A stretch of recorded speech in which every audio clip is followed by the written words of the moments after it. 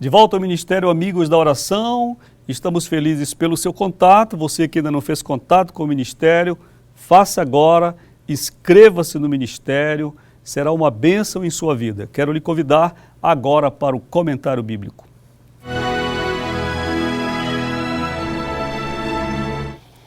O nosso comentário bíblico hoje está no livro de Atos dos Apóstolos, capítulo 2, versículo 1, até o verso de número 11.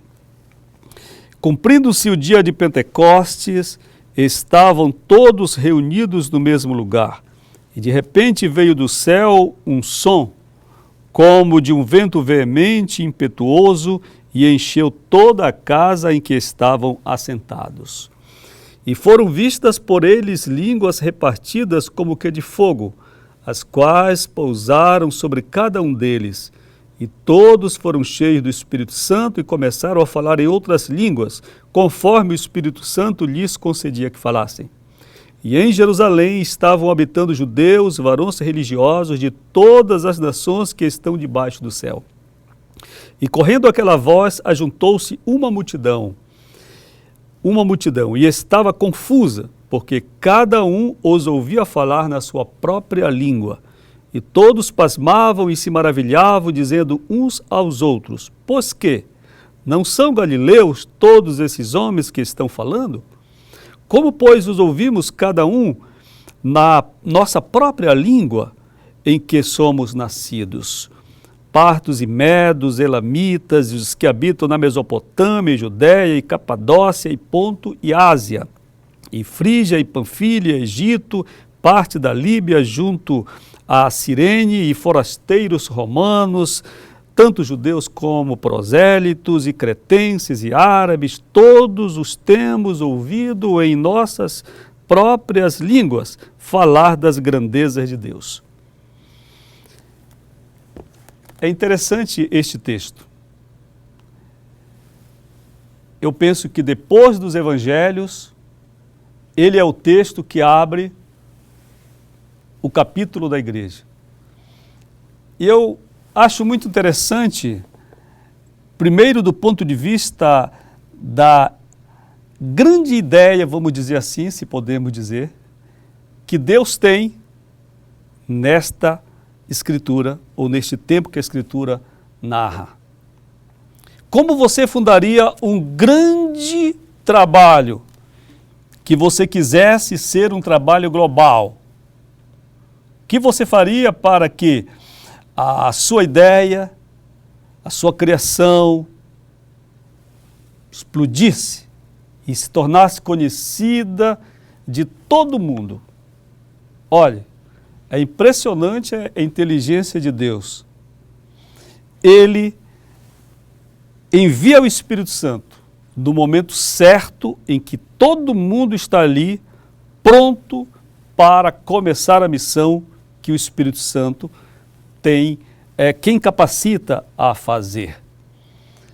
O que acontece é que essas pessoas que estão aqui citadas são, em sua totalidade, judeus.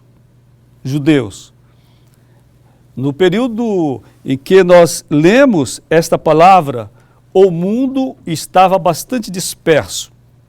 A gente precisa lembrar que antes deste período de dominação romana, o mundo esteve dominado pelos gregos.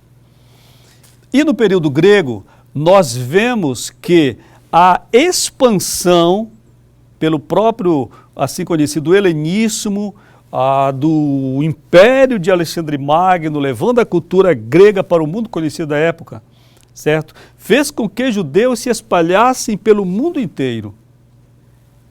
Quando chegamos ao Pentecostes, nós temos este relato que em Jerusalém estão reunidas pessoas de praticamente o mundo inteiro. Eles são judeus, alguns nascidos fora de Israel. Fora de Israel. Você vê que o próprio texto confessa, quando eles dizem como os ouvimos falar nas línguas dos lugares onde nós somos nascidos. Vejam só.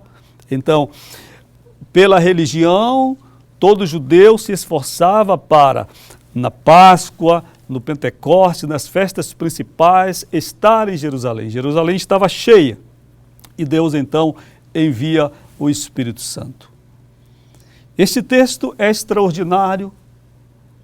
Desde o começo, quando ele diz que os discípulos estavam assentados, ele começa quebrando um paradigma que a oração é alguma coisa que tem que ter um ritual, que a gente tem que estar de joelhos. Mas o Espírito Santo veio quando eles estavam assentados, e certamente ouvindo alguém, quem sabe Pedro, pregar a palavra ali naquele lugar. Eles estavam assentados cerca de 9 da manhã, quando descreve o evangelista Lucas que do céu, veja a precisão da descrição, ele identifica de onde vem o som do céu, um som veemente, impetuoso, entra num lugar que é um cenáculo. O cenáculo era o segundo andar de uma casa, certo? Os judeus construíam suas casas com telhados planos e quando chegava o período de seca, de muito calor, grande parte das famílias dormia ao relento nesses telhados, os visitantes, os hóspedes também. E famílias mais abastadas tinham então um grande terraço. E essas famílias mais abastadas podiam, algumas delas, construir um segundo pavimento e então nós temos um cenáculo. Era um grande cenáculo porque ali cabiam 120 pessoas sobre um telhado. É muito peso, é muita gente, certo? Eles estão ali e de repente entra este som impetuoso e você vê que a narrativa bíblica nos passa uma ideia de coisa abrupta, de abruptabilidade, de algo que vem sem que se espere, rápido, desce e imediatamente repousa sobre os que estão ali, os 120, como que pequenas línguas de fogo, de pequenas labaredas que estão sobre as cabeças deles e eles estão agora falando em outras línguas. É interessante. E as línguas que eles falam, nesse momento, é uma língua natural, em parte, pelo menos pelo relato das pessoas que estão aqui neste texto. É uma língua daquelas próprias nações, é um trabalho que o Espírito Santo vem com muito poder para começar a grande evangelização do mundo, porque daqui a pouco, terminada a festa, todos aqueles judeus vão voltar para os seus lugares de origem e vão levar consigo a mensagem do Evangelho traduzida em seus próprios idiomas, que coisa extraordinária que só Deus pode fazer. Mas, para nós, pessoalmente, a grande importância que tem é nós, individualmente, hoje, há 2.000 anos deste fenômeno, recebermos em nossas vidas também a presença do doce Espírito Santo. Nós ouvimos falar de pessoas que ensinam como alguém ser batizado e até como falar em outras línguas. Isso tudo é fantasia. Os dons de Deus e o Espírito Santo é alguma coisa que nós não temos domínio sobre ele. Não temos domínio. É algo que, em sendo legítimo, vem sobre nós, vem do céu. Quantas vezes em minha vida eu tenho sido surpreendido pelo Espírito Santo, mesmo vivendo diante de Deus, mesmo quase que todos os dias falando em outras línguas no lugar da oração. Mas quantas vezes eu estou completamente distraído, cuidando dos afazeres. Eu fiz esse gesto para baixo aqui porque lembrei de um dia em que disse ao Senhor, por favor, fale comigo hoje aqui no lugar da oração. E conversei bastante e depois tinha que ir para o trabalho, eu estou já vestido, eu estava apertando o cadarço do sapato, já esquecido da oração. Quando o Espírito de Deus veio com o seu poder sobre mim, e como em outras ocasiões acontece, eu não estava esperando aquilo, foi algo que me surpreendeu, porque eu estava desligado já do assunto. Quando o Espírito Santo vem sobre nós, quando ele vem sobre você, você sente que o céu está mais perto. há uma oração fluente, há uma comunicação que nós não entendemos no falar em línguas. A Bíblia diz que aquele que fala em línguas não edifica outro, mas a si edifica. Edifica por quê?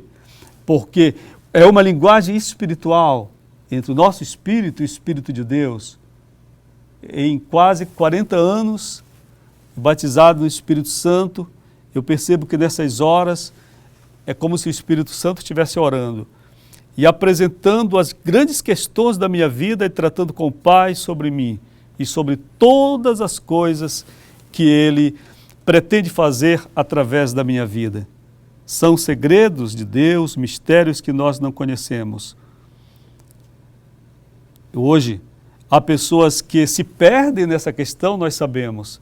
Há pessoas que banalizam o Espírito Santo. Aí ouvimos expressões ruins, ouvimos falar, alguém diz reteté, alguém diz cai, alguém diz tanta coisa, sabe? Por causa da falta de sabedoria, como algumas igrejas, alguns líderes, alguns crentes tratam a questão. Irmão, coisa mais delicada, mais santa, mais elegante e mais educada, mais bela que existe é o Espírito Santo. Quando ele vem sobre nós não temos como ser diferentes. Não temos como produzir. Você diria assim, pastor Rui, mas por que acontecem essas manifestações? Bem, eu respondo com o conhecimento de Maya Pilman, que foi um judeu convertido ao cristianismo, escreveu um livro conhecendo as doutrinas da Bíblia. E quando ele fala do batismo no Espírito Santo, ele diz que essa manifestação individual é comparado ao que acontece com uma corrente elétrica. E você põe uma corrente elétrica em torno de uma sala, descasca o fio em vários pontos e manda 10 pessoas tocarem aquele fio. E cada pessoa tem uma reação diferente. Uma grita, outra fica paralisada, outra pode até morrer, certo? Mas se você medir a amperagem, a corrente é a mesma, mas as reações são diferentes. Mas nós podemos, essa é a nossa parte, nós podemos administrar as nossas reações. Mas não excluir os dons de Deus. Hoje, nós precisamos do Espírito Santo. Não do barulho, não do grito, você entende? Nós precisamos do Espírito Santo na nossa vida, nos transformando, nos santificando mais para Deus. Jesus lhe abençoe, vamos ao intervalo e volto já.